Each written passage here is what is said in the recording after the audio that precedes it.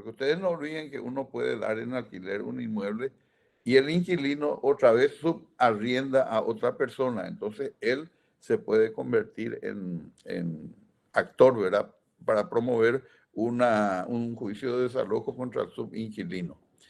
Después también puede plantearse contra el ocupante precario, dijimos, y contra el tenedor precario y contra el intruso. Contra todo esto puede promoverse el juicio de desalojo. Ahora bien, ¿ante qué juez tenemos que plantear esto? Y acá también se presenta la disyuntiva de si existe contrato o si no existe. Porque si existe contrato, es el lugar convenido por las partes, porque generalmente en el propio contrato de locación se suele estipular que las divergencias van a ser ventiladas ante tal juzgado. Y ahí ya está fijada la competencia del juez para el eventual juicio. Y cuando no tiene esa cláusula especial, porque puede darse un contrato en el que se omitió consignar eso, entonces el lugar convenido para la obligación, o sea, el lugar en donde el inmueble está siendo ocupado por la persona a quien se le demanda. Y por último, a elección del actor, el domicilio del demandado o el del lugar del contrato, porque no siempre el contrato se celebra en el mismo lugar en donde está ubicado el inmueble. Yo, por ejemplo, puedo celebrar un contrato acá en Asunción, en virtud del cual le estoy dando en alquiler un inmueble que tengo en Villarrica. Entonces, este es el lugar del contrato, ¿verdad? Pero el lugar de la obligación es allá Villarrica. Ahora, si no existe contrato, si no existe, o sea, un simple poseedor, un intruso, mejor dicho, entonces el juez es el competente en el domicilio del demandado, el que es competente en el domicilio del demandado. Ahora bien, ¿cómo se promueve esta demanda? ¿Cuáles son las formalidades que hay que cumplir? En primer lugar, como todo juicio nuestro es un juicio escrito, ¿verdad? Siempre adopta la forma escrita, se promueve entonces por escrito y debe ajustarse siempre a las pautas del artículo 215 que habíamos establecido que son los requisitos de la demanda. También debe acompañar, por supuesto, la prueba documental y tiene que ofrecer todas las pruebas ya con el escrito de promoción de la demanda. ¿Qué hace el juez con esto? El juez con este escrito emite una providencia por la cual le corre traslado al demandado, pero atiendan bien, con un apercibimiento que ocurre en este tipo de juicio, en el sentido de que si no contesta la demanda, se tiene, por cierto, los hechos expuestos por el autor y se dicta sentencia sin más trámite. O sea, inmediatamente se lo desaloja a aquel. Ahora bien, si hay subinquilinos o si hay ocupantes precarios, ¿cómo vamos a determinar eso? La ley establece, el Código Procesal establece que tanto el actor al promover la demanda como el demandado al contestar la demanda debe manifestar en su escrito correspondiente al promover y al contestar la demanda, por supuesto, si en el inmueble existen subinquilinos o si existen ocupantes precarios. ¿Y para qué esto? ¿Para qué se pide esto? Para darle conocimiento a estos subinquilinos o ocupantes precarios, darle traslado de la demanda para que estos tengan 3 días para contestar la demanda. Se dan cuenta que el plazo no es el mismo, ¿verdad? Para el demandado principal que para estos subinquilinos de compañía. Aquel es de 6 días y este es de 3 días. ¿Y a fin de qué? ¿Qué es lo que van a hacer estos subinquilinos? Para mostrarse como parte y que la sentencia respecto de ellos tenga efecto también la sentencia principal. Ahora bien, cuando se ofrecen las pruebas, dijimos, el actor al promover la demanda y el demandado al contestar la demanda. Todas las pruebas. Una vez contestada la demanda y ofrecidas las pruebas, por ejemplo, el juez va a abrir el plazo de pruebas al día siguiente, siempre que existan hechos controvertidos y que las partes, por supuesto, hayan ofrecido. El plazo de pruebas es de hasta 15 días. Y en este juicio no existe el plazo extraordinario. Ustedes me van a decir que es el plazo extraordinario. Es el plazo que se computa cuando se deben diligenciar algunas pruebas en el exterior. Acá todo tiene que ser dentro de la República.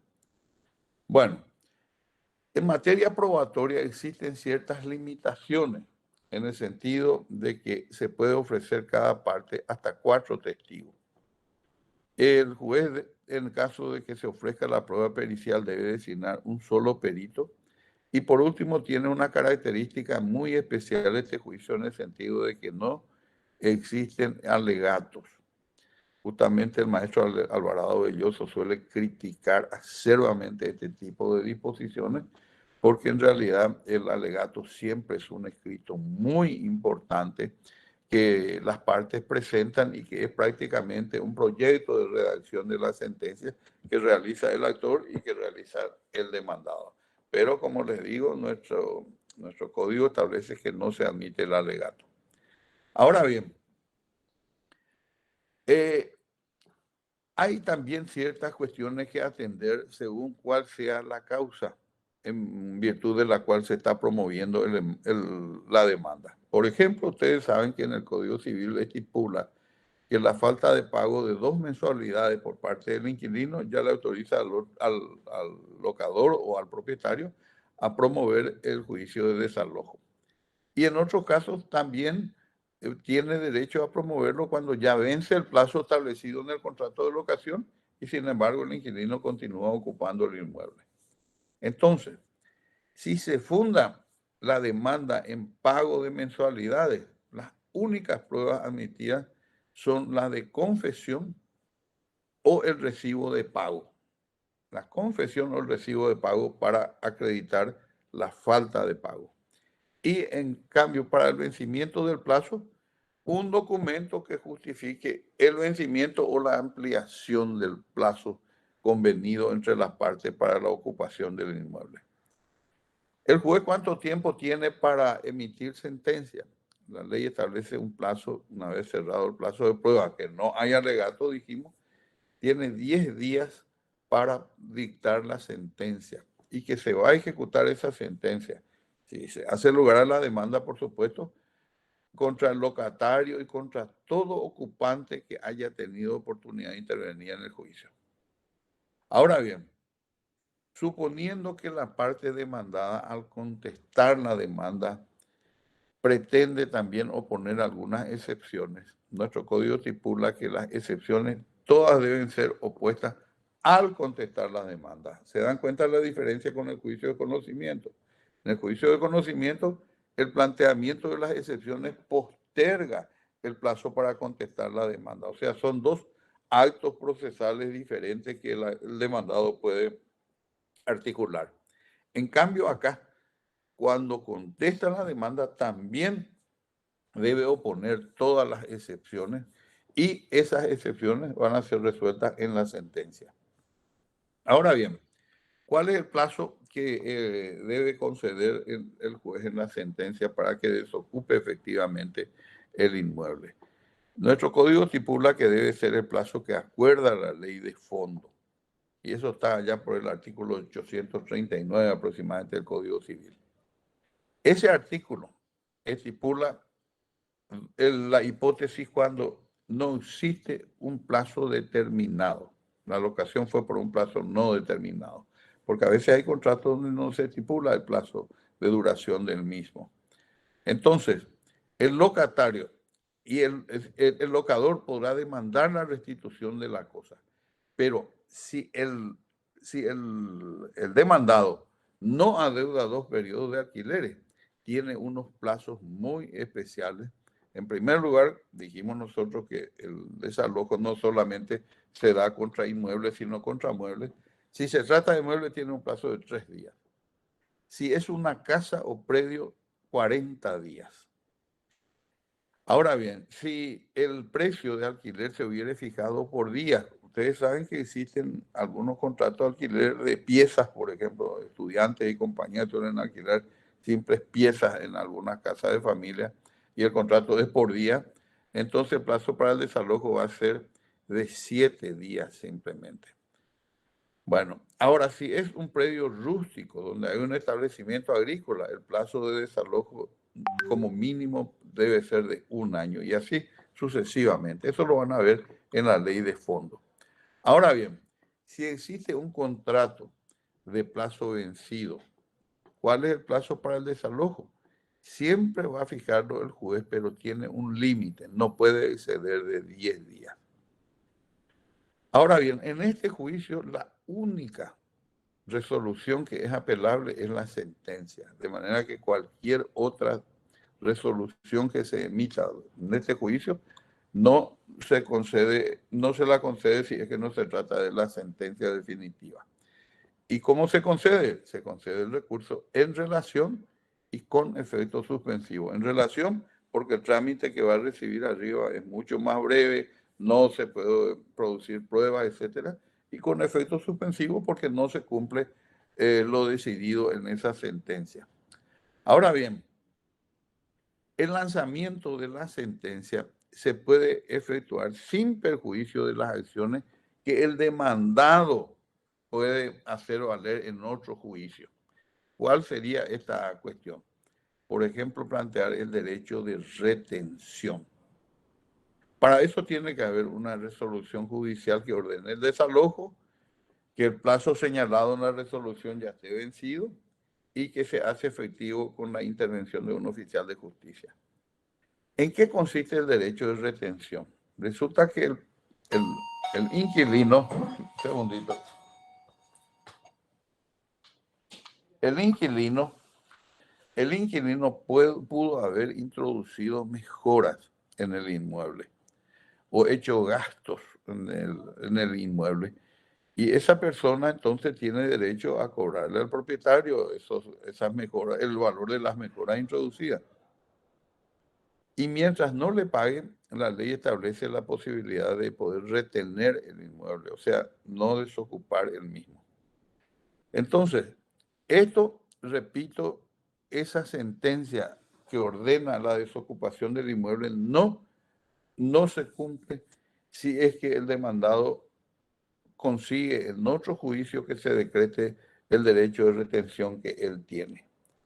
Pero hay una excepción en que a pesar de existir una resolución que ordena el derecho de retención por parte del demandado, el actor del juicio de desalojo dé una fianza para responder a las resultas del juicio. Pero esa fianza nunca puede ser una caución juratoria. Está expresamente prohibida por el Código Procesal Civil en el artículo 630.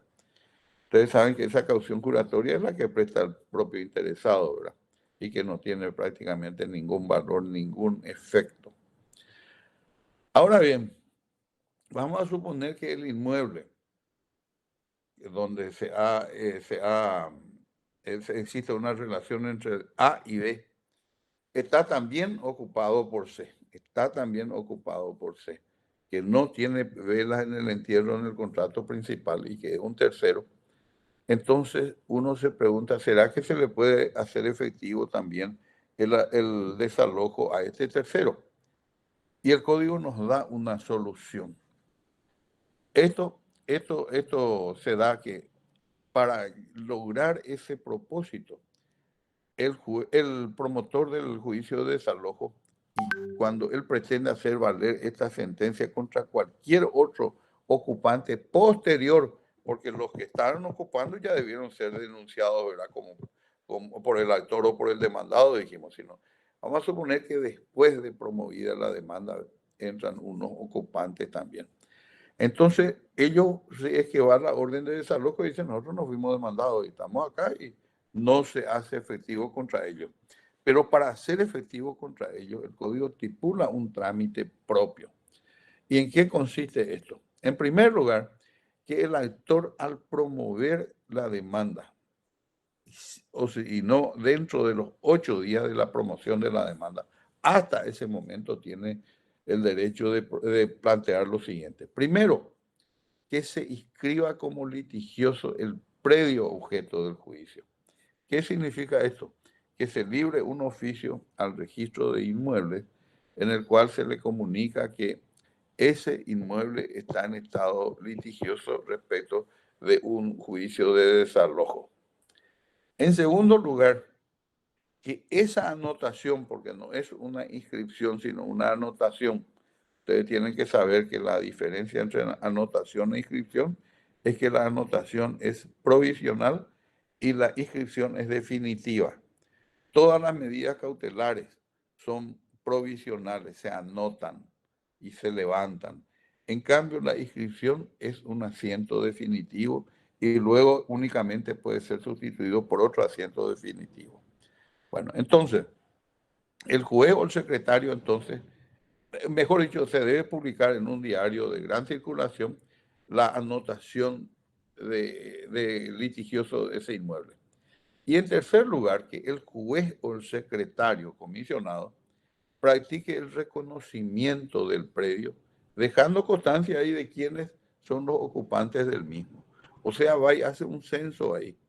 Y lógicamente toma el nombre, apellido de cada uno de los ocupantes del inmueble.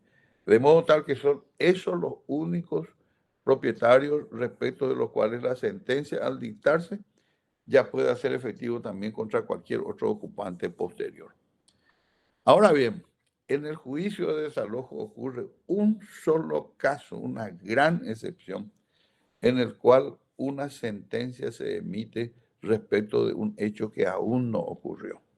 Ustedes no olviden que el servicio de justicia, a través de las sentencias que emiten los jueces, se ocupa siempre de un hecho anterior. Las demandas siempre se promueven por un hecho ya ocurrido. Por eso es que el derecho en el ámbito jurisdiccional se ocupa del pasado. ¿Y cuándo el derecho se ocupa del futuro? En el ámbito legislativo.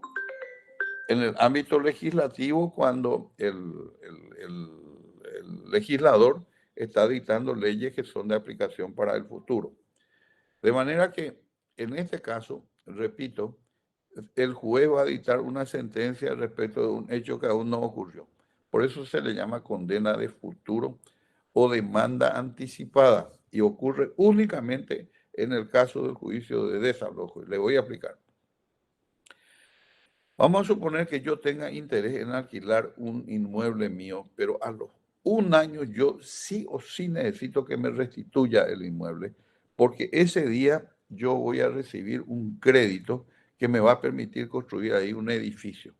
Y si yo no recibo el predio, no voy a poder iniciar la construcción y voy a sufrir un daño a lo mejor que yo necesito simplemente dimensionar. No necesito explicarle a nadie, ¿verdad?, por cuál es el daño que yo voy a recibir, pero yo me siento en la imperiosa necesidad de que al cumplirse el plazo, el, el, el inquilino me devuelva el inmueble.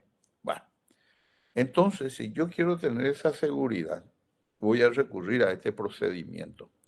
Entonces, yo puedo interponer la demanda antes del vencimiento cuando cumplo estos requisitos. En primer lugar, tengo que solicitar que, el demandado entonces esté notificado de esta demanda y que yo le remita le corra traslado al juez y el otro se allane a la demanda. Y si no se allana, por supuesto yo voy a tener tiempo para discutir con él, ¿verdad? Pero el demandado, que todavía, imagínense, ya va a ser condenado a devolver el inmueble en tal fecha y ni siquiera él no incurrió en ningún error, en ningún vicio, ni mucho menos, él va a ser exonerado de las costas y las costas se le va a imponer al que promueve el juicio si el demandado, además de allanarse el día en que se cumpla el plazo de devolución del inmueble o de desocupación, él desocupa. Entonces, todas las costas, tanto de la parte actora como de la parte demandada, debe soportar el autor.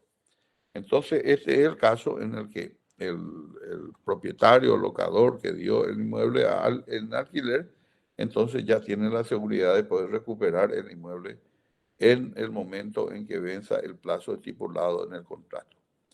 Ahora vamos a tratar otro instituto, que es el de los interdictos, que ya no se refieren precisamente a la ocupación y compañía, sino a la defensa de la posesión. Estos interdictos son juicios posesorios de tramitación sencilla y rápida, y estos están orientados a decidir provisionalmente acerca de la posesión de una cosa o para reclamar algún daño inminente que puede sufrir una persona en su posesión. Por eso se resuelve sobre un hecho concreto, el hecho de la posesión, no el derecho a la posesión, el hecho a la posesión. Y se reserva las cuestiones jurídicas más complejas para otro tipo de conocimiento, de juicio. Nosotros tenemos que las acciones posesorias, estas son instituidas en el régimen normativo de un país por razones de orden público. ¿Para qué? Para evitar que las personas se hagan justicia por manos propias. O sea, vamos a suponer que alguien me despojó de mi posesión. Y para evitar que yo vaya y de propia mano, por propias manos haga justicia y vaya y le exija a él a que me devuelva inmediatamente aquello, incluso que utilice la fuerza pública para eso. Para evitar todo eso es que está establecido estos interdictos. Entonces, ¿cuál es el objeto que se persigue acá? Impedir que se perturbe o se prive al poseedor del goce o posesión del bien por vía de hecho. O sea, que el poseedor no sea molestado por vía de hecho, sino por disposición de un juez competente. Las reglas competentes, las reglas aplicables están previstas en el Código Procesal Civil y tenemos varias clases entonces de interdictos. Tenemos varias clases. Por ejemplo, el primer interdicto que existe y que realmente recibe indebidamente el nombre de interdicto es el interdicto de adquirir. ¿Por qué no es un interdicto? Porque en realidad es un procedimiento no para defender la posesión, ni mucho menos, sino para adquirir la posesión jurídica de un bien. ¿Qué se exige para que proceda este interdicto de adquirir? Que no es un interdicto, repito, dos extremos. Primero, el título que debe presentar el actor, que tiene que ser un título suficiente para poseer. Él no está poseyendo aún. Por eso es que no puede ser un interdicto. Y lo segundo, que el título que exhiba es de dueño o poseedor y que tiene derecho a usufructuar el inmueble. El segundo tipo de interdicto que tenemos regulado y que sí es un interdicto es el de retener. Esto se da entonces cuando el poseedor o el tenedor de una cosa ha sido perturbado en su posesión, ha sido molestado en su posesión. ¿Por qué fue molestado? Por actos que puedan implicar la inquietación del objeto poseído. ¿Qué se exige entonces para que proceda? Primero, que quien lo promueva esté en posesión del inmueble. Me están perturbando en mi posesión. Y lo segundo, que existan actos materiales a través de los cuales se manifiestan esa pretensión de perturbarme, de molestarme o de excluirme de mi posesión. El segundo tipo de interdicto verdadero, digámoslo así, y regulado en nuestro código, coste que el de adquirir también está regulado, pero les digo que no es propiamente un interdicto. El interdicto de recobrar la posesión, lo que pretende es recuperar una posesión de la cual el poseedor fue despojado en forma violenta o en forma clandestina. Violenta cuando el otro vino y tomó justicia por manos propias, o clandestina cuando lo hizo de una manera bastante subrepticia, en horas de la noche o en momentos que uno se encontraba de vacaciones y compañía.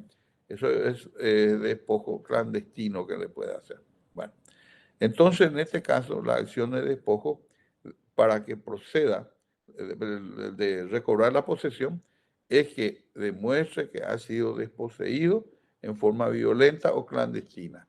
Y vamos a ver nosotros que todo esto se lleva a cabo en audiencia. en audiencia porque realmente el juez lo que debe hacer cuando se plantea una demanda de esta naturaleza es convocar a una audiencia para que conteste la demanda la otra parte. Después viene el interdicto de obra nueva. Obra nueva. Esta es una acción en virtud del cual el poseedor de una finca, él comunica al juez y pone a conocimiento del juez que está pudiendo sufrir o que está sufriendo un perjuicio derivado de una obra que se realiza en otra propiedad. Vamos a suponer que yo tengo mi casa acá y enfrente se me construye un edificio, me priva de la luz del sol y de una serie de beneficios que yo tenía y que resulta que haciendo algunas adecuaciones probablemente no me perjudique. Entonces yo puedo plantear ese interdicto de obra nueva. Resulta que nuestro programa no nos pide el desarrollo puntual del tema, sino que dar un pantallazo de cuando proceden estos interdictos. Y lo que uno pretende en el interdicto de obra nueva es que se destruya esa obra nueva y que deje las cosas en el estado anterior, de modo tal que yo pueda seguir, continuar disfrutando de mi posesión. Otro juicio vinculado con los inmuebles es el juicio de mensura. Mensura, que es un poco pariente o primo hermano de otro juicio que también vamos a estudiar hoy, que es el de deslinde. ¿En qué caso se da la mensura? ¿Y en qué consiste? Resulta que respecto de un inmueble, existe el inmueble propiamente dicho y el título que uno tiene de ese inmueble. Y lo que se pretende en una mensura es que se realice una operación técnica para ubicar con precisión los datos del título en el terreno. ¿Por qué? Porque a veces en el título dice que el frente de mi casa tiene 10 metros y sin embargo en el terreno tengo nada más que 9 metros. Entonces yo quiero que se determine, que se establezca definitivamente hasta dónde llega mi propiedad de acuerdo con mi título. Por supuesto que el que está al lado no se va a quedar con los brazos cruzados, pero no obstante, es esa la pretensión. A veces porque yo estoy ocupando por demás, o a veces porque me está faltando, o a veces porque necesito recurrir simplemente a esta operación de mensura para establecer definitivamente la ubicación precisa del título sobre el terreno. ¿Y cómo se hace esta ubicación? A través del plano que va a elaborar un perito que se llama agrimensor, ¿verdad? Y él va a trazar ese plano que establezca la coincidencia o diferencia entre la superficie consignada en el título y lo efectivamente poseído en el terreno. Ese es el trabajo que va a cumplir el agrimensor. Esta mensura puede ser estudiada desde el punto de vista judicial como un proceso voluntario, porque no es contencioso, un proceso voluntario, no tiene un contenido conflictivo, ni tampoco su resultado afecta a los derechos de dominio o de posesión de los inmuebles colindantes. En segundo lugar, la mensura se puede utilizar como un medio de prueba. ¿Y dónde sirve de medio de prueba? En los juicios de deslinde, que también vamos a desarrollar hoy. Y por último, esta mensura puede hacerse con carácter privado simplemente, en virtud del cual no interviene el órgano jurisdiccional, sino que se ponen de acuerdo, o sea, el propietario contrata los servicios de un agrimensor para que le realice esta mensura. Ahora bien, yendo al plano de la mensura judicial, que es el que nos interesa, entonces, ¿quién es el juez competente ante el cual vamos a solicitar el juicio de mensura? Va a ser el juez de primera instancia en lo civil y comercial del lugar donde está situado el inmueble.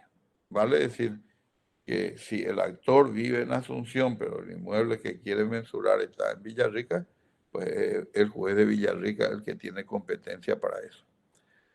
Ahora bien, esta no es una demanda introductiva de un proceso autónomo, pero existen ciertos extremos que se deben cumplir. Con el escrito de demanda se debe acompañar en primer lugar el título de propiedad. Por supuesto, ¿cómo el agrimensor va a realizar la operación si no tiene los datos con el título que debe estar en el expediente? En segundo lugar, el que promueve tiene que individualizar los datos personales de los colindantes del inmueble. ¿Para qué? Para que puedan ser citados y que ellos sean citados para verificar los trabajos que va a hacer el agrimensor. O si uno no sabe quiénes son los colindantes, manifiesta que los ignora quiénes son, ¿verdad? Y en tercer lugar, indispensable y esto es un caso que les dije que la pericia puede ser obligatoria u optativa, este es un caso de pericia obligatoria. Proponer la designación de un topógrafo. ¿Para qué? Para que pueda ser nombrado por el juez. O sea, el topógrafo cuyo nombre propone el interesado, entonces ese topógrafo es nombrado para el efecto. Si uno de estos tres requisitos no ha cumplido o no se ha atendido en el escrito de demanda, el juez no va a dar curso a la solicitud. Directamente va a declararlo inadmisible hasta tanto complete todos esos datos, ¿verdad? Ahora bien, vamos a suponer que el interesado cumplió con todos estos extremos, entonces el juez dicta una providencia en la cual tiene por iniciado el juicio de mensura, ¿verdad? Y ordena la publicación de edictos. Edictos que ustedes saben que son modos de notificación para todo el mundo, ¿verdad? O sea, una notificación colectiva. Ahora bien, en esos edictos, ¿qué se debe expresar? ¿Qué es lo que se debe anunciar en ese diario? Primero, la situación del inmueble. En segundo lugar, el nombre del solicitante, o sea, del autor, ¿verdad? En tercer lugar, se debe consignar en qué juzgado y secretaría radica el expediente. Y en cuarto lugar, en cuarto punto, tiene que consignar el lugar, el día y la hora en que se dará comienzo a la operación.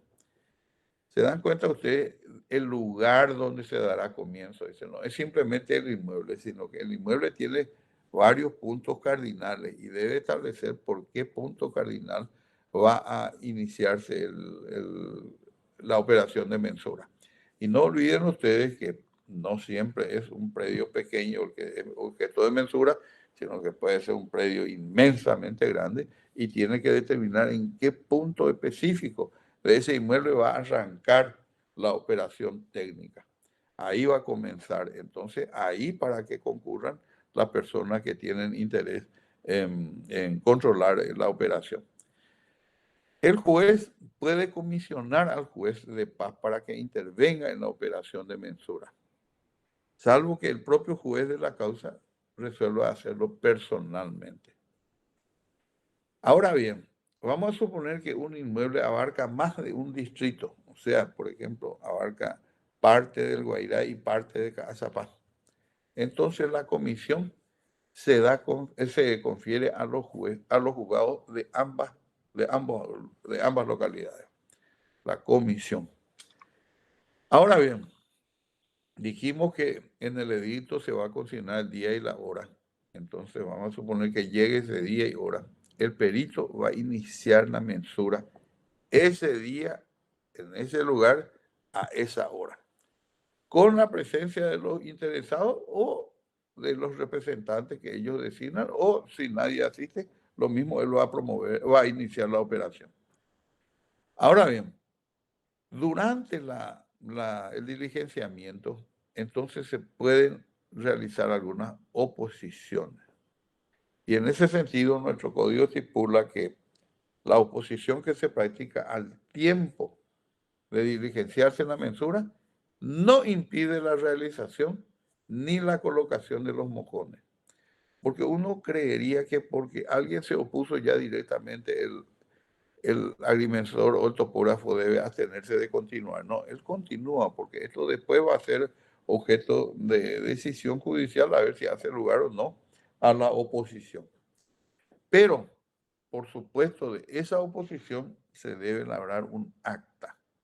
Para eso está presente el juez de paz o el juez de la causa con su respectivo secretario, que por supuesto formaliza el secretario, el acta de la mensura. En esa acta de la mensura debe constar los fundamentos de la oposición. ¿Cómo ocurre esto? Esta puede ser formulada por cualquier colindante, ya sea por escrito, porque él ya preparó eso, o verbalmente. Y si fuera escrita, se agrega al expediente. Y si es verbal, se hace constar esos fundamentos en el acta, como habíamos anunciado anteriormente. Bueno, ¿cuál es el momento entonces de plantear la oposición? Al momento de practicarse la mensura. O sea, después ya va a ser tarde. Ahí tiene que ser en ese instante. Bueno, ¿qué efecto produce? Ya dijimos que no importa la suspensión, ni la paralización del trabajo, ni tampoco la posibilidad de colocar mojones. Ustedes saben que los mojones son documentos no escritos que fijan los límites de un predio determinado. Ahora bien, ¿cómo se materializa la intervención de los interesados? Y ellos concurriendo personalmente o por medio de representantes. Y pueden también ellos hacerse acompañar por peritos de su elección, o sea, por topógrafos de su elección. Todo eso va a constar en el acto o va a constar en el escrito que presenta en el acto de oposición. Estas reclamaciones que pueden formular tienen que estar fundadas en los títulos de propiedad que posee el que está haciendo, porque el que va a oponerse, va a hacer una oposición, es un propietario también. Y el topógrafo, a cargo de la mensura, debe dejar una constancia marginal firmada en esos títulos de propiedad que presentan los interesados o en una copia del mismo. Por último, el juez comisionado o el propio juez de la causa que asistió a la mensura debe entonces elaborar el acta final también, que debe contener necesariamente la constancia definitiva de la disconformidad y reclamo y las razones que lo fundamentan a los reclamos, y luego la firma del acta por el perito y por todos los interesados que concurran. Ahora bien, ese expediente que se forma con motivo del juicio de mensura, después de estas operaciones técnicas, es remitida al Ministerio de Obras Públicas y Comunicaciones, que tiene el Departamento de Agrimensura y Geodesia, que es el que va a hacer el estudio científico y técnico para establecer si las operaciones técnicas se desarrollaron como corresponde. Entonces, una vez que termina esa labor, emiten un dictamen. Ese dictamen se le remite al juez con el expediente, por supuesto, y el juez tendrá en consideración ese dictamen del Departamento de Geodesia. Ahora bien, cuando la diligencia fue ejecutada por el juez, entonces él puede dictar la resolución aprobando la mensura. O sea, cuando él constata que esa diligencia tiene la conformidad del Departamento de Geodesia, aprueba. ¿Qué carácter tiene la resolución que se emite? No causa ningún estado. Dijimos que desde luego no constituye nuevos límites, ni afecta propiedad ni posesión. Y también es sin perjuicio de mejor derecho. O sea que cualquier persona que se sienta afectada puede plantear la acción que corresponda. Ahora vamos a pasar al primo hermano de la mensura, que es el deslinde.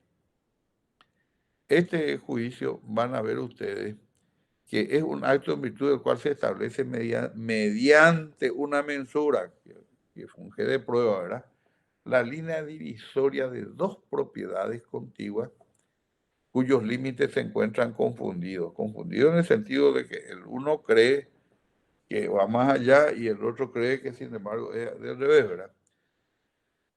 ¿Qué diferencia tiene el juicio de deslinde con el de reivindicación? Por esto, cuando los límites de dos heredades están confundidos, procede el deslinde. En cambio, cuando uno está cuestionando la propiedad de un terreno, sin embargo, lo que procede es el juicio de reivindicación de esa parte que uno considera que el otro está ocupando indebidamente. Este deslinde puede ser judicial y también puede ser convencional.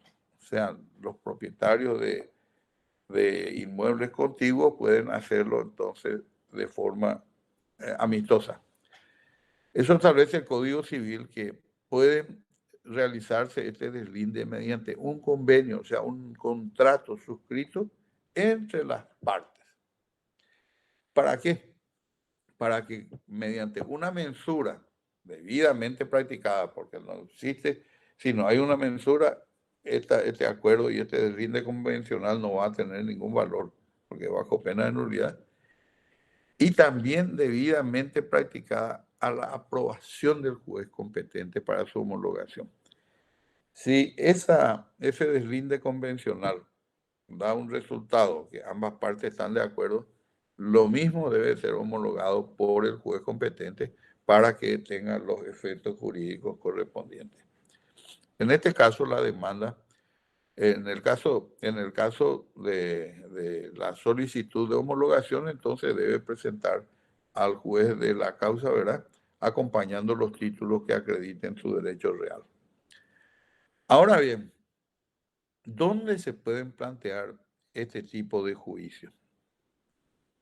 Esto es por antecedente la contigüidad y confusión de dos predios rústicos. Esto tiene, o sea, no se da para dividir predios urbanos. En los predios urbanos no corresponde plantear. Acá en la ciudad de Asunción, los inmuebles colindantes, entonces no pueden ser afectados por un juicio de deslinde. Tiene que ser a un inmueble rústico y esto está establecido expresamente en el artículo 21-25 del Código Civil. ¿Quién es el juez competente ante el cual se deben plantear? Y como hay un inmueble afectado, o dos inmuebles, por supuesto, es de naturaleza real y tiene que ser en el lugar donde se hayan situado los inmuebles. Promovida la demanda, el juez, ¿qué hace? Le corre traslado de los documentos al demandado y señala una audiencia. Señala una audiencia que debe celebrarse dentro de los 15 días. En esa audiencia, el demandado debe presentar los títulos que acreditan su derecho real. No olviden que el otro, al promover, ya debió acompañar. Y las partes, o sea, el actor y el demandado, van a designar un topógrafo para que lleve a cabo la operación de mensura. Si no se ponen de acuerdo, el juez entonces designa a ese topógrafo, no a más de uno, a un topógrafo.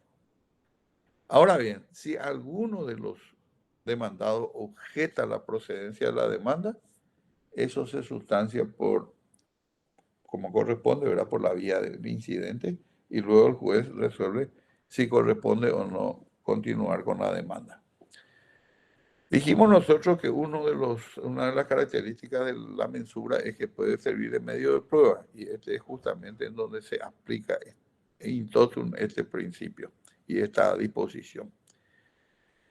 Una vez entonces designado el perito, él debe proceder a realizar la mensura atendiendo todos los parámetros de lo que habíamos explicado en el juicio de mensura. Este perito va a presentar un informe técnico al juzgado y el juez debe poner de manifiesto ese informe técnico por 10 días. Y si no fuere objetado por las partes, entonces va a aprobar el deslinde sin más trámite. Y si hubo oposición, entonces también se sustanciará por el trámite de incidente y el juez va a resolver teniendo en cuenta, por supuesto, la constancia de los títulos, del informe del topógrafo y de la prueba aportada. ¿Qué efecto produce la sentencia que se emite acá? Produce el efecto de cosa juzgada y podrá pedirse el cumplimiento desalojando al vecino colindante. O sea, aquel que está ocupando más de lo debido según el resultado de la pericia, puede ser entonces desalojado y también aplicar ahí el juicio de desalojo. Con esto tenemos por concluida el desarrollo de esta lección 26 y estoy a la disposición de ustedes para cualquier tipo de pregunta. Muchas gracias, profe. Profesor, lo más común es la mensura en los predios rurales. Sí. Y en el deslinde es, bueno, mensura, hacemos la mensura, se la avisa al vecino y ahí comienzan los problemas. Porque hay ese remanente fiscal muchas veces. ¿Qué pasa? ¿Quién reclama esa diferencia?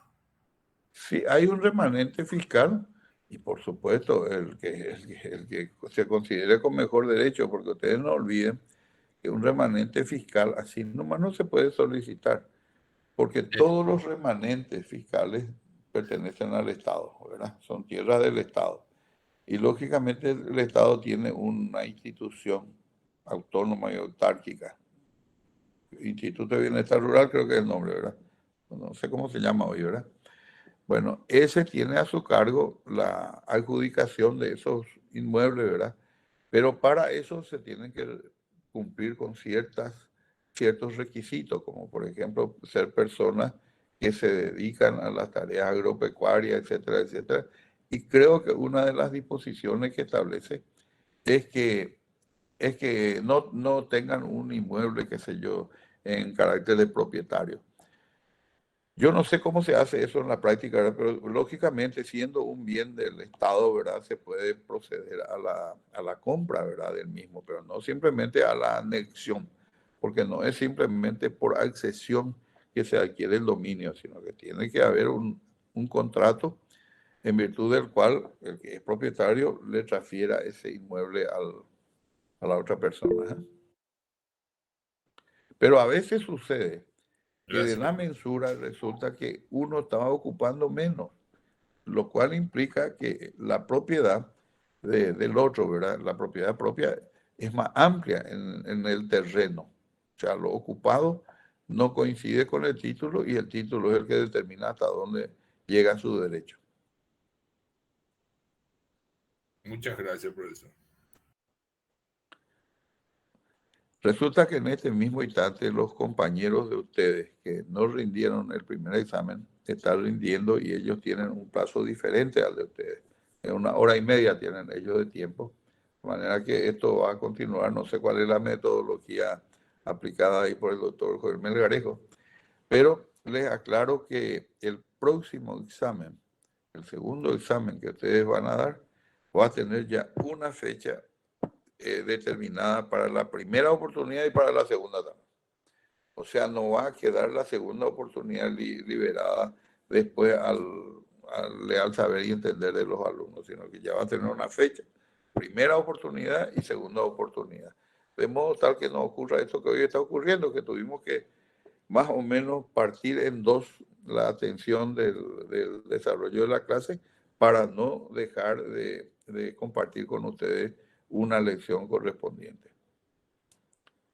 Doctor Melgarejo, ¿tiene algo que agregar? El examen se está realizando con regularidad, profesor. Estamos controlando allí por el Classroom 20 preguntas de un punto cada uno. Y bien, está rindiendo los alumnos. Esta es una lección muy importante con relación a lo que va a ser el examen. Profe, aprovechando, ¿vamos a tomar clases el sábado que viene como acordamos o de este sábado en 8, como usted disponga? No, este sábado podemos hacer. Este sábado. Cuanto bien antes liquidemos mejor porque ellos van a tener más tiempo para estudiar. Asimismo, vamos a estar comunicando el horario de la clase, profesor. Correcto. Perfecto. Bueno, muy buenas tardes a todos, ¿no? Buenas tardes, profesores. Gracias. Buenas tardes, profesores. Gracias. Rocío está todavía. Está la profesora Rocío. ¿Tenés algo, Rocío? No, todo bien. Perfecto, profesor. Nos vemos el sábado entonces. Muy bien. Hasta luego. Buenas tardes. Hasta luego, profesores.